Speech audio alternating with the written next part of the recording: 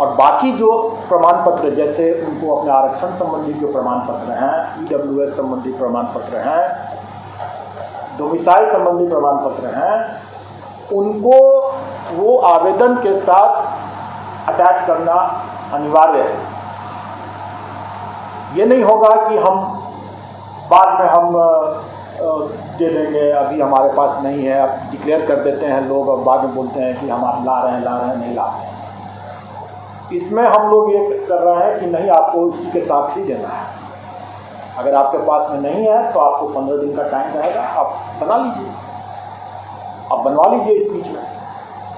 लेकिन जब आप जमा करेंगे आवेदन, तो आप सभी दस्तावेज के साथ जो प्रमाण पत्र आपके हैं, परीक्षा फल अगर आपका निकला हुआ है तो वो भी है, वो सभी को छाया प्रति आपको लगा करके ही देना है। बाद में उसमें लगाने का या जमा करने का मौका नहीं दिया जाएगा। बाद में सिर्फ जो प्रमाण पत्र आप लगाए हैं, सिर्फ उसी का मूल प्रति आपको सत्यापित कराना होगा। हम लोग प्राय देखते हैं कि EWS के मामले में खास करके, या क्रीमी लेयर का सर्टिफिकेट लेकर के जो आते हैं, पहले डिक्लेयर कर देते हैं, या फ्रीडम फाइटर का जैसे लेकर के आते हैं, डिक्लेयर कर देते हैं और बाद में बोलते हैं कि नहीं मिला, हमको सर्टिफिकेट नहीं मिला, और बाद में अपना दावा को विड्रॉ करते हैं। तो ऐसी बात की गुंजाइश नहीं होगी। अगर आपके पास में सर्टिफिकेट नहीं है तो काइंडली आप न वैसी दावा करें। और अगर आपका सर्टिफिकेट तो सर 1 साल बाद लैप्स कर जाता है, यदि आप 1 साल बाद का नहीं मानते हैं ना, हम तो पूरे प्रक्रिया में 1 साल थोड़ी लेंगे। आप मतलब इसकी बात करें, 1 साल का हम समय नहीं लेने वाले हैं। आपका आवेदन के समय में आपके पास में जो भी सर्टिफिकेट होगा, आप तभी आप अप्लाई करें। जो आप दावा करते हैं उसका सर्टिफिकेट आपके पास में होना चाहिए। आपके पास में अगर परीक्षा फल नहीं है तो स्वाभाविक है कि आप उसका दावा नहीं कर सकते। तब आपको आपके पास संभावित परीक्षा होने वाली है, या आप ये घोषणा आपको देना होगा कि अगर आपने परीक्षा दे दिया है और आपके पास में सर्टिफिकेट अभी नहीं मिला है, प्रमाण पत्र, तो आपको ये अंडरटेकिंग देना होगा कि आपने परीक्षा दे दिया है या परीक्षा होने वाली है और आप उसमें देने वाले हैं, और आप समय पर आप जो माना जाएगा कि सत्यापन के समय में आप मूल दस्तावेज दे पाएंगे, अन्यथा आपकी पात्रता नहीं मानी जाएगी, स्वीकार नहीं की जाएगी। ये चीज़ उनको देना होगा अंडरटेकिंग। इसका रिजर्वेशन और डोमिसाइल कितना पुराना चलेगा? देखिए, रिजर्वेशन की बात जो है, आरक्षण तो अगर EWS से उन्होंने वही दिया कि 1 साल का है, लेकिन अगर दूसरे जो वर्टिकल रिजर्वेशन कहते हैं, जाति आधारित जो आरक्षण है, उसमें मैं समझता हूँ कि डेट का तो कुछ है ही NCLC जो क्रीमी लेयर का अलग जो क्रीमी लेयर रहता है वो करंट होना चाहिए, और ये जो EWS का बोले हैं वो फाइनेंशियल ईयर के लिए, फाइनेंशियल ईयर का उसमें रहता है। तो जिस ईयर में आप अप्लाई कर रहे हैं उसका तो होना ही चाहिए। ये दोनों चीज़ें हैं, लेकिन मान लीजिए रिजर्व कैटेगरी में SC/ST के लिए कोई बात नहीं है। इसमें SC के लिए एक बार है कि उसके साथ रेसिडेंशियल होता है। EWS वाले को सर जैसे वो देंगे तो 2023-24 का देंगे ना, 22-23 का देंगे, 22-23 का देंगे, 22-23 का देंगे। OBC का क्या होगा? उसका करंट होना चाहिए, करंट होना चाहिए। और इसके लिए हम लोग मौका दे रहे हैं, और इसलिए हम कह रहे हैं कि आपको विज्ञापन निकालें, विज्ञापन में आप पढ़ लें सब लोग अपना, और जिनको जो प्रमाण पत्र नहीं है उनके पास में, तो ये इस दरमियान वो इकट्ठा कर लें। और इसीलिए हम उन लोगों को टाइम भी दे रहे हैं, और इस बीच में मेरा ऑनलाइन सिस्टम भी तैयार हो जाएगा, तो वो हम बताएंगे आपको। हम मान के चलते हैं कि हम लोग करीब 2 सप्ताह का टाइम उनको दे सकते हैं, और भी आज उसके बाद आवेदन जमा करने में भी उसको कुछ टाइम मिलेगा, तो 2 से 3 सप्ताह का हम लोग आवेदन जमा करने का समय देंगे। कहने का ये मतलब है कि वो भी अपना कमर कस करके तैयारी भी करें, पढ़ाई भी करें, और अपने जितने प्रमाण पत्र हैं उसका इसकी व्यवस्था भी कर लें, ताकि जब वो अप्लाई करें तो उनके पास में सभी डॉक्यूमेंट रहे उससे, बाद में दौड़ धूप करने की जरूरत न पड़े, और बाद में वो कठिनाई न हो। अब रही बात की ये नेगेटिव मार्किंग की जो बात आपने जो किया, एक मिनट, इसमें सब कंफर्म होना चाह रहे हैं कि 1 जून तक अधिसूचना जारी कर देंगे। हाँ, उससे पहले ही हो जाएगा। हाँ, और रजिस्ट्रेशन जो है इसके 2 सप्ताह के बाद 15 जून हम ऑनलाइन और देखिए रजिस्ट्रेशन और आवेदन हम लोग पहले जो अलग अलग तिथि पर करते थे वो हम लोग अलग अलग तिथि पर नहीं करेंगे, एक साथ करेंगे। तो ये 15 जून के आसपास तब तक लोग भी अपनी तैयारी कर रहे हैं, हम भी अपनी तैयारी करेंगे और अभ्यर्थी भी अपनी तैयारी कर लें और प्रमाण पत्र सब इकट्ठा कर लें। अब रही बात की एक और पॉइंट है आरक्षण से ही संबंधित कि नियमावली में ही दिया हुआ है कि महिलाओं के लिए जो प्राथमिक विद्यालय के मामले में प्राइमरी स्कूल में वो 50% आरक्षण महिलाओं, और उसका वैसे भी पूरा जो ब्रेकअप है जो पद की जो ठीक है रोस्टर वाइज आरक्षण प्रतिवाद वो भी हम लोग वेबसाइट पर डाल देंगे और उसमें भी लोग देख सकते हैं कि किस विषय में किस कैटेगरी आरक्षण प्रतिवाद सब देख सकते हैं। कुछ जो छूट जितनी तरह की छूट है वो विज्ञापन में आप पढ़ लेंगे, जैसे विषय के हिसाब से भी, जैसे कंप्यूटर के मामले में भी लोगों की जिज्ञासा थी और कितना प्रावधान क्या है वो सारा डिटेल्स जो है वो आपको विज्ञापन में मिल जाएगा। सर कंप्यूटर के मामले में जो एमसीए वाले लोग हैं उनका कहना है कि आपको उसमें जितना भी डिटेल्स है उसमें इतने ढेर सारे, अगर मैं उसी की परीक्षा ले लूँ अगर तो शायद उसमें भी हम लोग भी फेल कर जाएंगे, क्योंकि इतने ढेर सारे उसमें है पॉइंट्स और यही कारण था कि थोड़ा टाइम भी लग रहा था। स्वाभाविक है, इतने ढेर सारे कंडीशंस हैं और इतने वैरायटी इतने ज़्यादा हैं कि ये इसको समझना, एक बार में समझना और एक बार में समझ करके उसको लिखना, डालना कंडीशंस को और उसके हिसाब से सॉफ्टवेयर को ही बनाना है मुश्किल बात, लेकिन समय लगा, देर आए दुरुस्त आए वाली बात है, तो अभी हम लोग तैयार हैं। अब रही बात कि ये कट ऑफ, इसलिए ये आपने कहा नेगेटिव मार्किंग, इस पर भी लोगों ने बहुत चर्चा किया कि मतांतर है, ऐसा कोई मतांतर नहीं है, किसी भी बिंदु पर कोई मतांतर नहीं, और सबकी सहमति से और अपने अपने क्षेत्राधिकार से, जिसको जो क्षेत्राधिकार है विभाग का, आयोग का जो क्षेत्राधिकार है, उसके उन सीमाओं में रहते हुए और आपस में विचार विमर्श के बाद ही कोई निर्णय लिया जाता है। तो इसमें नेगेटिव मार्किंग, मेन पेपर में नेगेटिव मार्किंग है। सर ऑप्शन आउट रहेगा सर, 4 में 1 रहेगा सर, 4 डॉक्यूमेंट। उसके बारे में जब हम भी जब क्लियर हो जाएंगे तो आप बता देंगे, राइट? क्योंकि कुछ बातें ऐसी हैं जो कि समय आने पर जरूर बता दिया जाए और कैंडिडेट्स को हम लोग एग्जामिनेशन देने के पहले उनको जरूर बता देंगे, लेकिन उससे आप ये ऑप्शन सोचें कि उससे क्या हमारे परीक्षा की तैयारी में कोई अंतर आएगा क्या? हम 4 लें, ऑप्शन दें, 5 ऑप्शन दें, इससे क्या फर्क पड़ता है? परीक्षा की तैयारी तो आदमी को ईमानदारी से अपना करते ही रहना है ना। और नेगेटिव मार्किंग है तो मैं समझता हूँ कि थोड़ी सी सीरियसनेस तो ऐसे ही आ जाएगा। इससे पूर्व एग्जाम वो जो है उसको लोग तरह से मूल्यांकन करते, मास्टर की परीक्षा जो नेगेटिव का परिणाम और इसके परिणाम से लोग तुलना करते हैं। आम को अमरूद के साथ मत तुलना करें। आप हेडमास्टर जो थे वो क्या सरकारी शिक्षक थे या नहीं थे? उसके जो अभ्यर्थी थे वो सरकारी शिक्षक थे कि नहीं थे? और वर्तमान के जो इस मामले में जो अभ्यर्थी हैं वो सरकारी हैं कि नहीं हैं? क्या हो रहा है? तो आम और अमरूद को आप कैसे आप बराबर करके चलते हैं?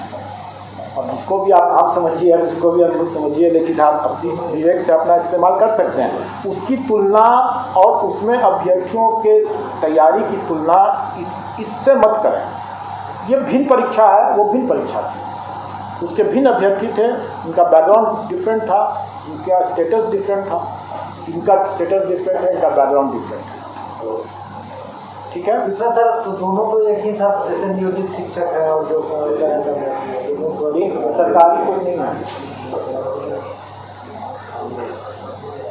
सर एक प्रश्न था सर, युवा सर बिहार के लोगों के लिए ही है सर, तो सर जो नियोजित में सर दूसरे राज्य के हैं उनका क्या होगा, वो परीक्षा बैठ सकते हैं? ये नियमावली में आपको सरकार से ही पूछना चाहिए, क्योंकि नियमावली के बारे में कोई भी बातें जो हैं कि उनका क्या होगा नहीं होगा क्या नहीं होगा, इसके बारे में हमारा अधिकार क्षेत्र नहीं है बताने के लिए। हम सिर्फ नहीं कर सकते हैं कि नियमावली में जो प्रावधान दिया हुआ है उसमें भारत का नागरिक और बिहार का स्थायी निवासी होना चाहिए, वही परीक्षा में सम्मिलित हो। सीट है कंफ्यूजन गेट पर सीट जो है 170 वाला में नियोजित अपने सीट पढ़ेंगे, अभ्यर्थी की सीट है तो अलग से क्वालिफाइंग का ही बात चल रहा था सर, नियोजित को लेकर मैं नहीं जानता हूँ। और फिर मैं कहूँगा कि अटकलबाजी पर कोई न्यूज़ न चलाएं। सबसे अच्छी बात होगी कि जो विषय सरकार से संबंधित है वो सरकार से पूछें। जो हमें तो 1,70,000 समथिंग का हमें जो अभियाचना प्राप्त हुई है, हम उसके आलोक में अपनी बात बता रहे हैं। अब ये इसमें नियोजित शिक्षक का पद है नहीं है, इसको क्या किया गया है, इसके बारे में तो आप सरकार ही बता सकती है, हम नहीं जानते हैं और हमें जानना भी नहीं। जाति प्रमाण के साथ साथ आवासीय भी जरूरी होगा, स्वाभाविक है। अगर हमें स्थायी निवासी लेना है बिहार का, तो हमको उसका आवासीय जो है प्रमाण पत्र की आवश्यकता पड़ती है और पड़ेगी। अब जैसे कोई व्यक्ति रेंट में रहता है तो उसका जो ये यहाँ बनेगा वो अस्थायी बनता है, हमें स्थायी निवासी चाहिए तो बन जाता है अस्थायी निवासी का।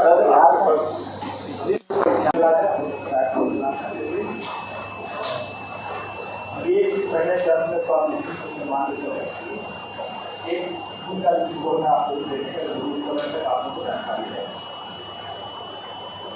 कुछ बातों का मैं ज्यादा कर दूँ कि जो परिवर्तन जो हुए हैं देखते हुए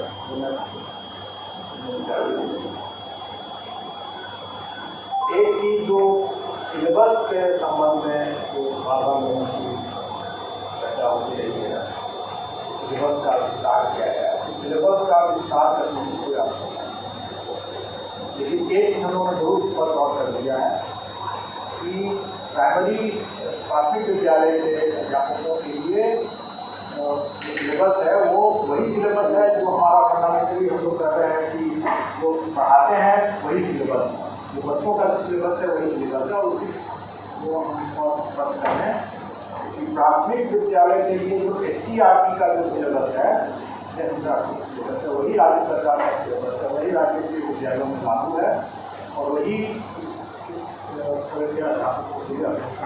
सिलेबस होगा प्राथमिक विद्यालय।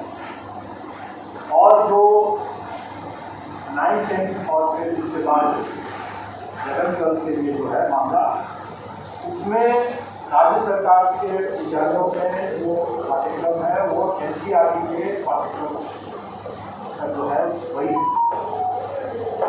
इसलिए वो उसी से गाइडेड होगा और वही है। इसलिए अगर किसी भी अभ्यर्थी को सिलेबस विस्तार से अगर समझने की जरूरत है तो वो बस उनको देखेंगे तो उनके वो ज़्यादा। दूसरा जो लोगों की एक मांग रही है कि भाषा का जो है उसमें 100 नंबर का है और उसके लिए 2 घंटे हैं और मुख्य पेपर जो है वो 2 घंटे के हैं, उसमें 150 मार्क्स।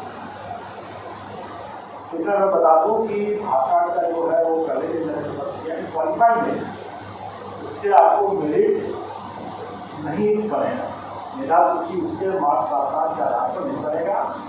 और इसलिए हम लोगों ने उसमें अधिक समय दिया है कि आप आराम से आप करें, बनाने की बात नहीं है, क्वालिफाई नहीं करना है।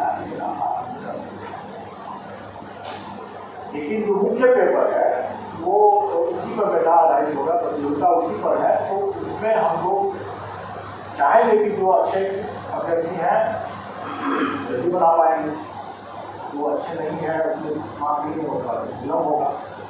तो इसलिए हम लोगों ने ज़्यादा क्वेश्चन रखा है, लेकिन हम लोगों ने फिर आपस में विचार करके और अभ्यर्थियों की मार्क्स ध्यान में रखते हुए हम लोगों ने पहले जो 150 क्वेश्चन रखा था उसको घटा करके 120 किया है मुख्य में।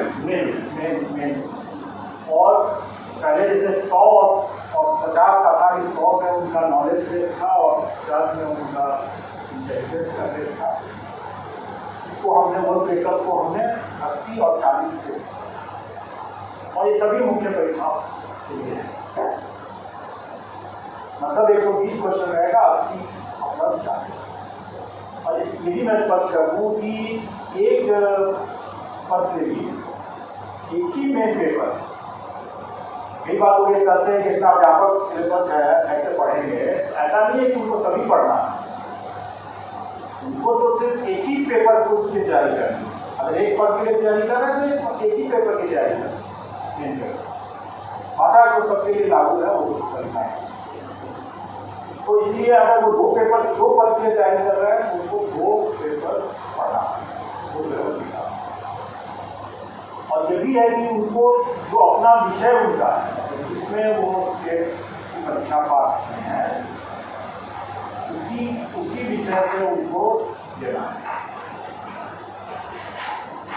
और इसमें सिर्फ कलेक्टर ने स्पष्ट किया है कि सिर्फ कॉमर्स का ही एक ऐसा विषय है जिसमें भी अगर वो चेक किए हुए हैं तो उसमें उनको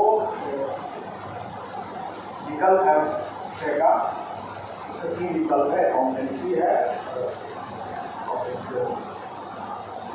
बिजनेस स्टडी है या एंटरप्रेन्योरशिप है, और एक और है वो आपको सब विज्ञापन में समझी जाएगा। ये पाठ्यक्रम के बारे में।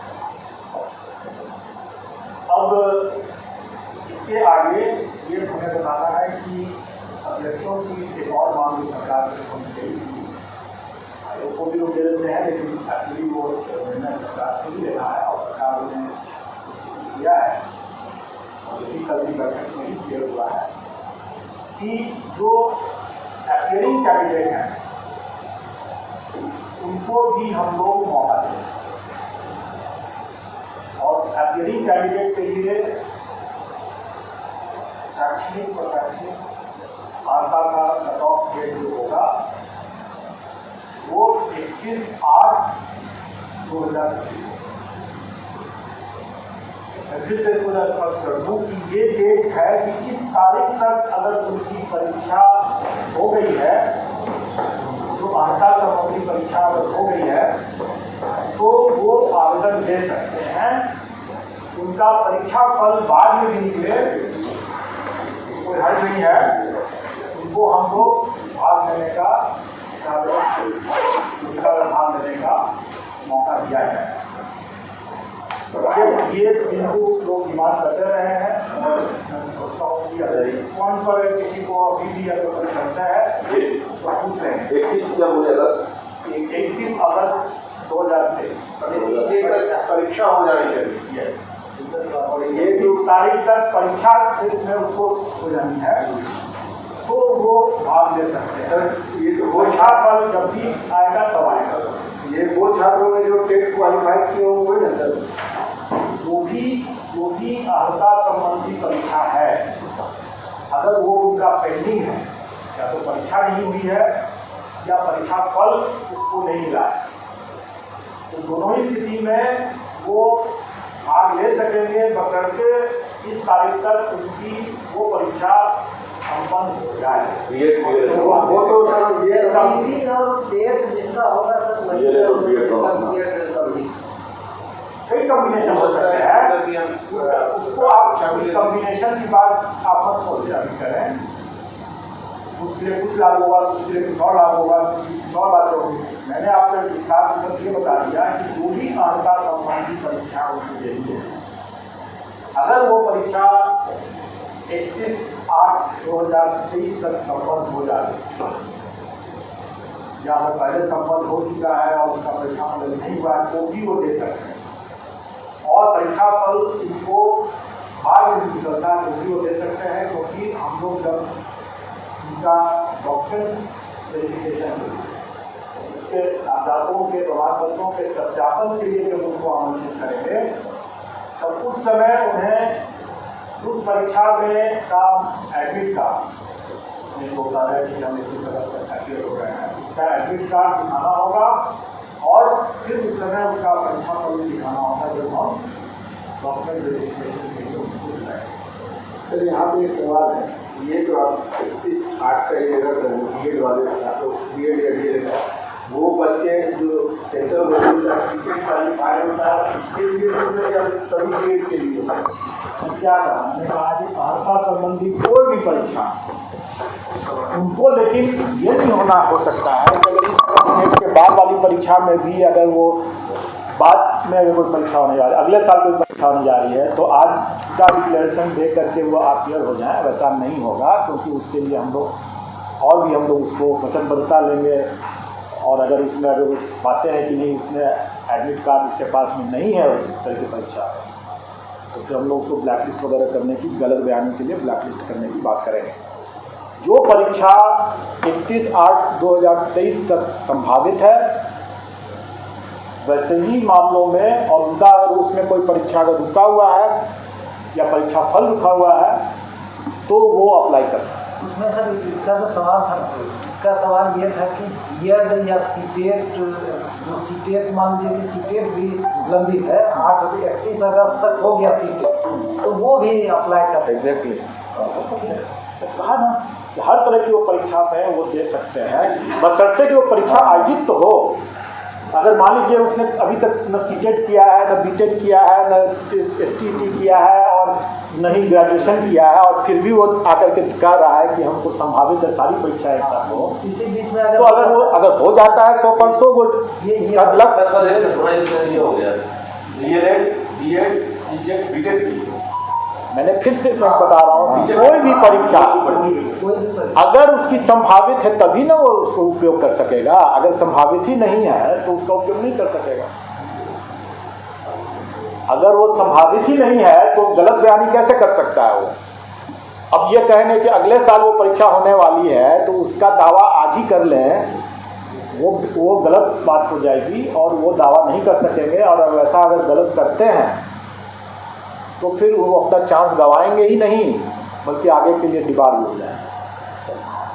ये एक छूट है, उनको एक छूट दिया गया है। तो ऐसे कैंडिडेट जो कि वाकई में इसका लाभ लेने के लिए योग्य होंगे, मतलब कि उनकी परीक्षा, जैसे बहुत सी परीक्षा जान रहा हूँ कि जैसे बीएड की परीक्षा है, अभी बीएड पटना यूनिवर्सिटी से भी कल हम लोगों ने चर्चा किया कि बीएड की परीक्षा अभी हो गई है शायद, और उसका परीक्षाफल अभी घोषित नहीं हुआ। तो स्वाभाविक है कि ये परीक्षाफल बाद में घोषित अगर होता भी है, चाहे 15 दिन में हो, 1 महीना हो, 2 महीना हो, जब भी हो, हम उनको मौका देंगे। क्योंकि परीक्षा हो गई है संपन्न, तो परीक्षाफल निकलने में अगर विलम्ब भी अगर होता है तो उसके लिए हम उसको दीवार नहीं करेंगे, उसके लिए हम वंचित नहीं करेंगे, हम उनको मौका देंगे। ये कट ऑफ डेट की बात हो गई। अब एक मेरा एक लोगों से ये अनुरोध है कि बहुत बार लोग गलत अटकलबाजी के आधार पर लोग जो समाचार डाल देते हैं उससे थोड़ा परहेज करें। और एक बड़ा एक मामला एक आ रहा है जिसमें लोग ये प्रचारित कर रहे हैं कि जब आयोग आज तक मात्र साल में या इतने वर्षों में कुछ ही हजार नियुक्तियाँ जब कर पाई हैं, तो यह आयोग 1,70,000 नियुक्ति करने में 5 वर्ष से 10 वर्ष और कुछ कितने वर्ष लगाएंगे।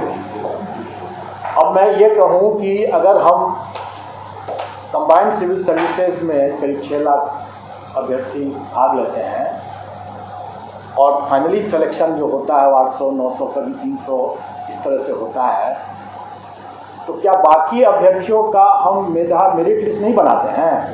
उनके कॉपीज़ का या OMR शीट का हम इवैल्यूएशन नहीं करते हैं? हम तो करते ही हैं। हमको अगर 6 लाख लोगों का अगर परीक्षा देगा तो सभी 6 लाख लोगों का हमको OMR शीट का इवैल्यूएशन तो करना ही है। अब वैकेंसी जितना रहेगा हम उतना पास ऑन कर देंगे। हम तो सभी 6 लाख का करते ही हैं ना, उसके लिए हम 5 साल तो नहीं लेते हैं। तो इस तरह का जो गलत बयानी जो लोग कर रहे हैं, लोगों को गुमराह कर रहे हैं। और अगर उसमें अगर आप लोग भी अगर वैसा साथ देते हैं तो आप लोग भी उसके हाथ की कठपुतली बनते हैं। सोशल मीडिया में तो आप समझ लें कि हास्यास्पद स्थिति है कि नहीं है। क्या वो इससे तो यही पता चलता है कि ऐसे बोलने वाले लोग और ऐसे कुतर्क देने वाले लोग जो हैं वो पब्लिक को क्या समझते हैं, महाबेवकूफ़ समझते हैं। तो खैर ये उनकी सोच है। मैं आपको ये बता दूं कि इसमें आप लोग समझ चुके हैं, आप लोग हंस रहे हैं तो आप समझ चुके हैं कि हम अगर 6 लाख लोगों से परीक्षा लेंगे तो हम सभी का नाम मार्किंग करेंगे, सभी का नाम मेरिट बनाएंगे, उसमें से ऊपर से जितने लोगों का वैकेंसी होगा उनको दे देंगे, जितने सिलेक्शन हुए। 5 साल नहीं लेंगे, 5 महीने भी नहीं लेंगे हम इसमें, और हम इसमें जल्दी ही करेंगे। जैसे मैंने पहले ही बताया था कि अगर हम कंबाइंड सिविल सर्विसेज का अगर 1.5 महीने में रिजल्ट निकालते हैं तो इसमें हमारी करीब 4 परीक्षाएं हैं, क्योंकि एक का 3 तरह के पद हैं और एक क्वालिफाइंग नेचर का है। तो क्या हम 4 गुना समय लेंगे? नहीं, हम इसमें 2 से 3 महीने में हम लोग इसका रिजल्ट निकाल देंगे, और निश्चित तौर पर इस कैलेंडर ईयर में हम रिजल्ट निकाल देंगे।